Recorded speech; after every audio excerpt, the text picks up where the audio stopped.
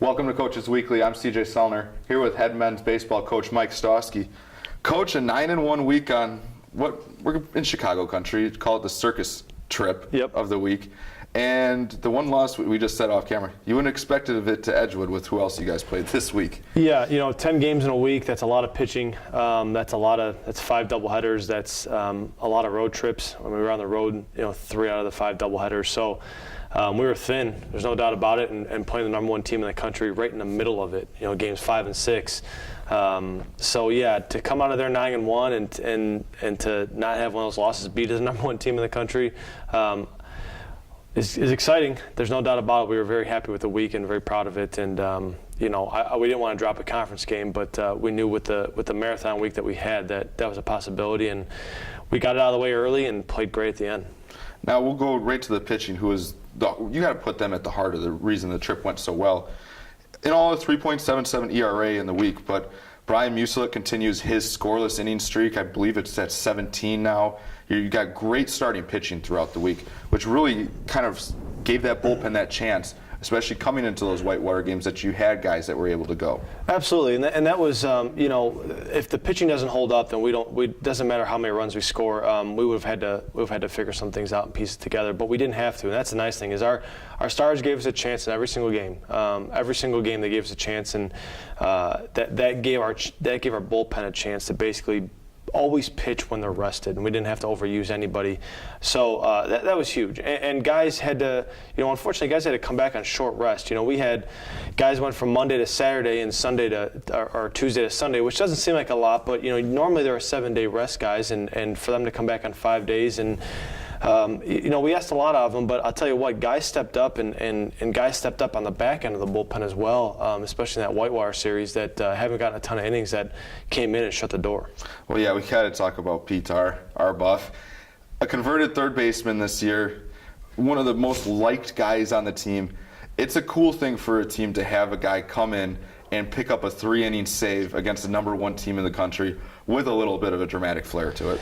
No doubt, and Pitar was a guy that that came in as a third baseman, but we knew he had pitched in high school and he had done it successfully, and he had just found himself behind a couple really good players at third, and we knew that that he had something to offer us on the mound. So we had talked to him over the winter and early spring about transferring over, and then when a few guys kind of got sidelined, we really kind of pushed him into trying to get on the mound, which he did, and he's only been on the mound for 2 months, and that's the thing. So for him to get thrown into that game and kind of be fearless about it, and obviously get a few guys on and everything else and make it dramatic was great. But he went out there yesterday again and pitched a scoreless inning against Lutheran. So it's nice to get some of these guys that are coming into their own at this point, because we are going to need them in the playoffs. And we'll move over to the hitting side. You guys got a lot of hitting that's going in the right direction. As a team, hit 344 for the week, 125 hits, 34 doubles. I mean, the ball was flying all over the yard, and it was led by a couple guys that haven't been hitting a lot this year. Kevin Coppin hits 467.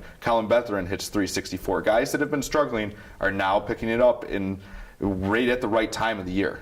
That's what makes us dangerous, is that we can beat you in so many different ways. You obviously have the Van Duzers, the Silvas, Wilson, Spoor, Massey, who've been at the front of our lineup, and they have been all season. But the back end of our lineup has been interchangeable, and we've had some guys come in. But when we can beat you, 1 through 9, when those guys are hitting, and then we got 10, 11, and 12 sitting on the bench waiting to get their chance, and then when they do get their chance, they hit.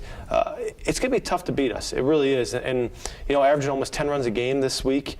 I just don't see our pitching staff giving up that many runs. And our offense, we basically just fed off them. And if you look back at our week, we found ourselves probably about half the games we were down. We were down at some point about half the games. And I said to the guys yesterday, this is the first time all season that I felt like when we were down 3-0, 4-1, it wasn't a big deal. Like, our hitters knew at some point they were going to get going, because that's what they've done, and they sure did. And not only did they tie the game, but they would put on a 6 or 7 spot in an inning and take the game back. So we were down by 3 going into the inning, up by 3 leaving the inning. That makes it real hard for the opponents to beat us. Now, after this week, you guys you got a real stranglehold on the NAC. I believe it's a 4-game lead with about 8 games to go in the conference. Having that kind of lead and kind of getting things going in the right direction, you got to feel like you guys are in a really good spot now to not cruise control is not the right word because that's what it isn't, but continue to press towards that playoff push and really get yourselves in top form. Absolutely, and I think the difference that the guys came into this week was they didn't care who the opponent was. They didn't play towards the opponent, and I think sometimes really good teams have a tendency to do that. When they play a ranked team, they kind of really build themselves up for the game and play well, and when they play a team that they should beat, they come out flat and just expect to win. At some point, our guys turned it on and said, it doesn't really matter who's on the other side of the field. We're just going to play our game. And if we win by 10 or win by 1, we're just going to win. So I like that attitude going forward because there's a bunch of conference games that we need to take care of coming up, and we got North Central on Tuesday that we got to take care of. So our guys are in the right state of mind on the way that they're preparing themselves to take the field every day. Now we'll look forward to this week. A 5-game week seems like a breeze compared to the marathon. Sure is. And just talk about North Central and then 4 more important conference games. To be honest with you, the winning against Whitewater twice has put us, I believe, back in the conversation to get an at-large bid for the national tournament.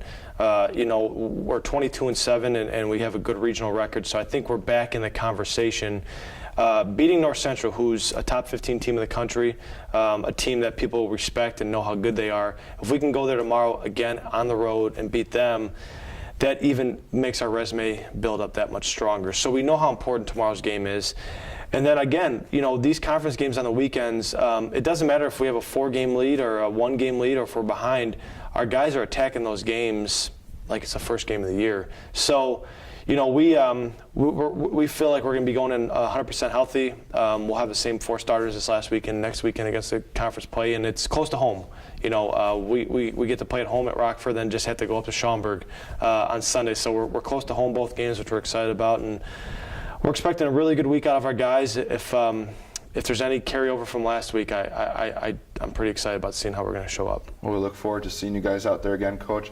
Cougars with another busy week, half as busy though, with North Central coming up this week. Also, they'll be at home on Saturday. You'll be able to watch that game live at cuchicago.edu/live. For Coach Mike Stawski, I'm CJ Sellner. Thank you for watching Coaches Weekly.